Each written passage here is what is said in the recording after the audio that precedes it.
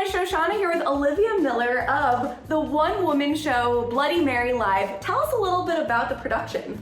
Well, Bloody Mary Live is a show that I wrote in my last year at graduate school at Brown Trinity, and it has grown a lot since then. It started off as a 20-minute piece that I wrote to graduate, and now it is an hour-ish long show that's happening at Club Cumming this Wednesday. Yay! Which I am going to. I am thrilled. You just had a show on Sunday. What's it like to be doing this now fairly often? Oh my god, it's so much fun. It's my favorite thing I've ever done. So it's just so much fun because the show is about a teenage Bloody Mary who is the queen who burned all those people at the stake. She's the eldest daughter of Henry VIII.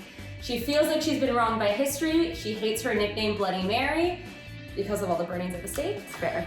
So she comes back to life to do stand-up comedy to defend her legacy. So there's a lot of comedy in it, there's a lot of drama, family drama, and it's everything an actor could want to be doing with their time, and there's a lot of audience participation. So for me personally, there's a lot of fun in the sense that the show's different depending on the audiences that are there. Ooh, we love audience participation. What's it been like in this quarantine and COVID era with a show that has so much audience participation? It's been challenging. So I've been thinking about adapting it online, and I've actually decided that this piece really is a live show and it's not something I really want to adapt for online. So it's been a show that I've been willing to wait for the world to be ready for. I've been working on other things that will be online hopefully, but for Bloody Mary Live, we're just rolling with the punches with all the different surges and just kind of waiting it out and taking our shots where we can get them. You don't want to throw it away. Yeah, no. Yes, my stepmoms are bitches, but do you want to know who the biggest bitch out of all the bitches is? My dad. That's right, Henry VIII. Oh God, Henry, you just had to parade your blood sausage all over England, didn't you? Thought everyone would want a taste of your spotted dick. Yes, thank you for laughing at that. That's a really funny joke because in England, where we're all clearly from, spotted dick is both a dessert and an STD. Cool, okay, so some of you look a little confused, and I get it. My name is Mary, and I'm very famous, but I'm also very dead. So some context will be good for those of you who didn't see Six the Musical, and oh, do we have some Six fans in the audience? Okay, well, buckle up. I'm about to shit on your heroes. Let's fucking go. So, let's talk about the six of it all. Oh, the six of it all. Okay, so in the summer of 2019, I decided it'd be really cool to write a musical about the 6 dead wives of Henry VIII. Classic. Yeah, really interesting topic. And I wrote a couple songs and I brought the drafts into my playwriting class and was like, look what I have. And someone in my class goes, this already exists, right? What? And I didn't Google it. I didn't know. Six the Musical at that time was playing at the Edinburgh Fringe Festival in the summer of 2019. So while they were having their full production just going for it, I was writing my little lyrics being like, oh yeah, I'm on the cutting edge of this. Yes! So I had to abandon that because Six is amazing. Wasn't gonna try to compete with Six. I listened to the music and I couldn't even be mad. I was like, this is really good. Yeah, I so feel that, but it just to me is so amazing that out of all the subjects in the world, that both of you were like, this is what I'm gonna talk about. Yeah, Tudor history's hot. It's so hot, y'all. And I had all this research, so yeah. I didn't want to completely abandon Tudor history. So I was going through it, seeing what was salvageable, and Mary kept popping up as something where it felt like this black hole of information where I just didn't know anything about her. Every time she popped up, I was surprised by the information, whereas something with Elizabeth, I would always have an association of, oh yes, of course, Shakespeare, oh yes, of course, this.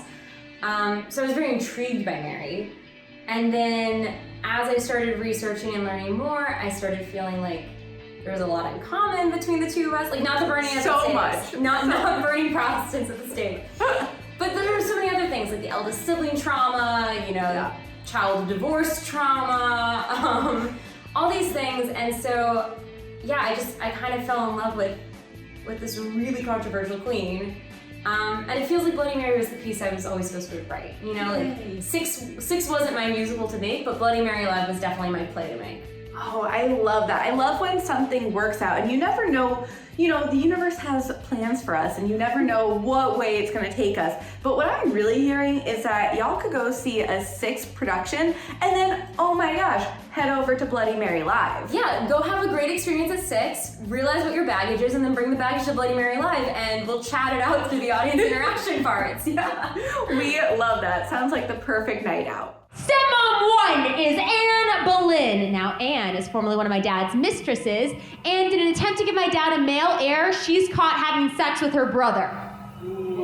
Yes, that's the appropriate reaction. Even in the 1500s, having sex with your brother was not kosher. So, she gets beheaded. Bitch! Stepmom 2 is Jane Seymour. Now, Jane is formerly a lady-in-waiting to my mom, and that's literally what she does. She waits. She waits for my mom to be exiled. She waits for Anne Boleyn to get the chop, and then she slides into Henry's DMs. And then she dies in childbirth. Looks like karma's a bitch. Stepmom 3 is Anne of Cleves. I actually don't have anything bad to say about Anne. Like, she's totally fine. She walked me down the aisle of my coronation because everyone else in my family was dead, so not a bitch. Stepmom 4 is Catherine Howard. Now, Catherine is 16 when she remarries my dad, who's 49 at the time, and the wedding was officiated by Jeffrey Epstein. Gosh, mixed audience. I can't tell if we're Prince Andrew fans or not in here.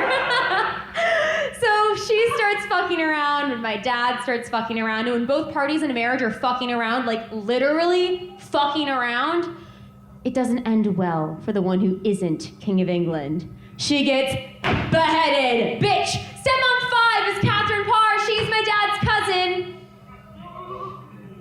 Incest for the wincest. And my dad, Henry VIII. Okay, so let's see.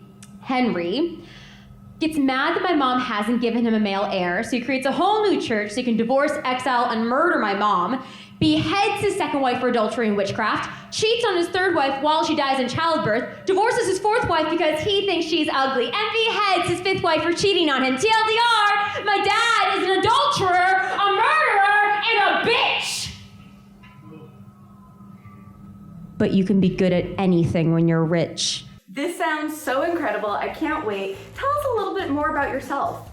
So I got an undergraduate degree in English. I thought I was going to be an opera singer for a long time, and so I was kind of straddling academia and classical music. And then by the time I got to my senior year, I really knew that I wanted to be an actor, but I wasn't really sure if I was good at anything, or when I was doing something really well, I didn't know why I was doing something really well. So I went to graduate school for acting to continue my education, and that's where I discovered that not only do I really like acting, but I have a lot of things I like to say, and so I started dabbling in some writing. And I would not have written this show had it not been for graduate school. It was something that really brought out a playwright in me. Yeah. And that's been really, really rewarding because obviously during the pandemic, opportunities have shifted, have been very limited, and so to have something that I control a lot of and have, at this point, almost entirely total creative control over, it's been nice to be working on a project that I really find rewarding because the world is so up and down with live theater and artistic opportunities at the moment, so it's been great to be working on this show right now. I'm so thrilled that you have your voice, that you get to be the one delivering it as well. And it's not just at Club Coming, you've been around the world. You were just in London. Yeah, I was. So the show was actually supposed to be at the Edinburgh Fringe Festival in 2020, but guys, that was canceled. That didn't end up happening. But luckily, the producing company that was bringing us to Edinburgh, they offered us a slot at this festival in England, and they were like, you can come to this one in 2021 because things were still dicey with the Fringe. So we went to that festival, and it was a month-long run, and it was amazing because the show is about a British queen, and I'm obviously American. So it was actually really, and I do the show in my American accent. Cool.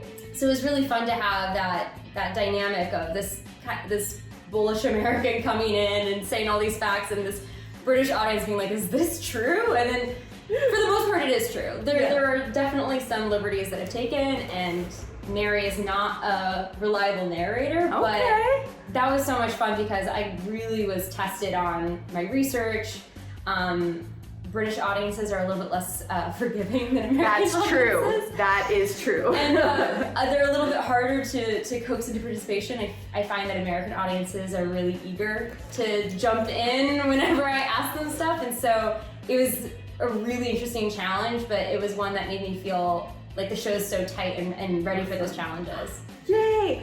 Is there anything else you came into today wanting to share with your fans? Okay, let me think. If you love comedy, if you love stories about wronged women, if you like stories about women who are actually villains, so if you like stories about complicated women, if you like stories about family drama, like the most intense family drama, if you like Six the Musical, and also if you don't like Six the Musical, because Mary doesn't like Six the Musical, if you want to laugh and participate and share yourself in a theatrical space, if you want a space to cry, I don't want to say this show's got it all, but this show has got it all. Like, there's this journey that Mary goes on is so full of highs and lows and emotional extremes, and so there are moments where genuinely I feel like all of us are laughing so hard about something, and then there are moments where I feel like we're all equally devastated because we've all experienced some form of loss that Mary has experienced. So I find it to be a really cathartic, exciting, and energizing experience coming out of the pandemic. So if you like that stuff, come see Bloody Mary. Yay! I can't wait. Where can everyone find you on social media? I'm at that Olivia Miller on both Instagram and TikTok. Awesome. And I'm bwaySHO. That's bwaySHO. Thanks for watching. We'll see you at the show.